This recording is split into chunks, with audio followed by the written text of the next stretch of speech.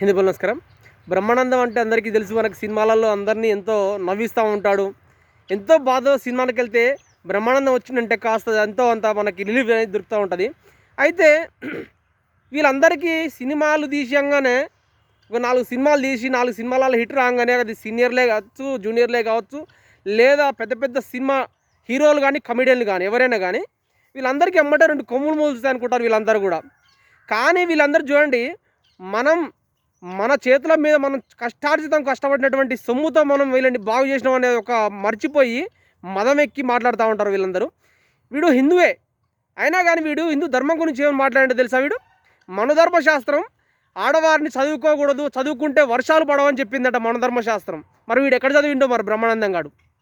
అరే హౌలేగా, నువ్వు ఎన్నడన్నా మన ధర్మశాస్త్రాన్ని అసలు చదివినావురా? అసలు బుక్ ఎట్టుండో తెలుసా నీకు? అసలుకి ఇదంతా ఎవరికి తెలియదు, ఏ చదవరు.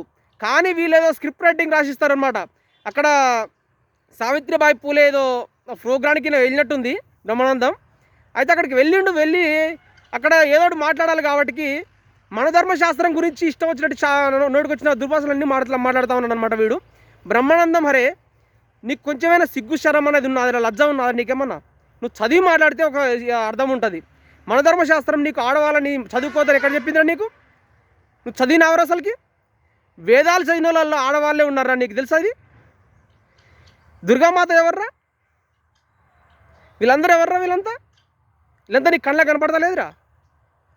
కానీ హిందూ ధర్మంలో వచ్చేసరికనే వీళ్ళకందరికి కూడా ఏదో మాట్లాడితే మనం ఫేమస్ కావాలని మాట్లాడతారో, లేకపోతే ఇంకా ఏదైనా కావాలని మాట్లాడతారో, కానీ హిందూ ధర్మం అనేసరికి ఇంత చులకనగా మాట్లాడుతూ ఉంటారన్నమాట. మరి ఈ బాడకాలందరికీ కళ్ళకు కనపడతలేదో? మరి కొన్ని మతాలు ఉన్నాయి మనకి, తెల్లారితే లేస్తే మనం చూస్తూనే ఉంటాం. ఆడవాళ్ళని ముసుకేసి బయటికి రాకుండా చేస్తూ ఉంటారు. ఆడవారు ఫేస్ చూపించుకోవడానికి కూడా భయపడుతూ ఉంటారు అన్నమాట. వాళ్ళు కొడుతుంటారు వాళ్ళని.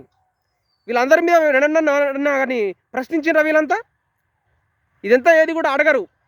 కానీ హిందూ ధర్మం అనేసరికి వీళ్ళందరూ చులకన భావంగా చూసుకొని హిందూ ధర్మం అంటే ఎంత నీచంగా మాట్లాడాలంటే అంత నీచంగా మాట్లాడతారు అన్నమాట. వీళ్ళు ఫేమస్ కావడానికో, లేకపోతే ఏదో ఒకటి మాట్లాడాలి కాబట్టి మాట్లాడతామంటారో ఎట్నో. కానీ దేవీ దేవతలనే కానీ, మన ధర్మాన్నే కానీ, దేశం గురించి ఇష్టం వచ్చినట్టు మాట్లాడినా కానీ వీళ్ళందరినీ కూడా ఏ కోర్టు వీళ్ళని స్పందించదు. అసలు వీళ్ళ గురించి కూడా ఆలోచించదు అనమాట. ఏ పోలీస్ కేసు కూడా ఎవరు కూడా పెట్టరన్నమాట.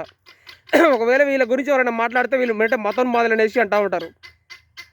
ఇవన్నీ కూడా చూస్తూ ఊరుకుంటే, కళ్ళప్పలిచ్చి చూస్తూ ఇంత దారుణాలు జరుగుతున్నా కానీ కళ్ళప్పలి చూస్తూ ఉంటే వీళ్ళు సెక్యులరిజం అవుతారు. వీళ్ళే మన అందరినీ కూడా ఎంతో ప్రేమగా చూసుకునే వాళ్ళు అవుతారన్నమాట. ఏది ఇట్లా ఎంత దారుణాలు జరిగినా కానీ కళ్ళప్పలిచ్చి చూస్తూ ఉండాలి అంతే. ఇప్పుడు కొడుతున్నా కానీ చూస్తూ ఉండాలి. అప్పుడు హిందువులారా, ఇకనైనా కానీ ఇటువంటి మాటలు ఎవడైనా మాట్లాడితే వెంటనే వాళ్ళ మీద కేసులు పెట్టడమో, లేకపోతే ఇంకోటి చేయండి. అంతేగాని చూస్తూ మాటకి ఎంత మాత్రం ఊరుకునే సమస్య లేదు. అది అప్పటి భారతం కాదు, ఇప్పుడు ఇది నయా భారతం. కాబట్టి హిందువులందరూ ఐక్యంగా ఉంటేనే మన ధర్మం బాగుపడుతుంది, మన దేశం బాగుపడుతుంది. జై హింద్.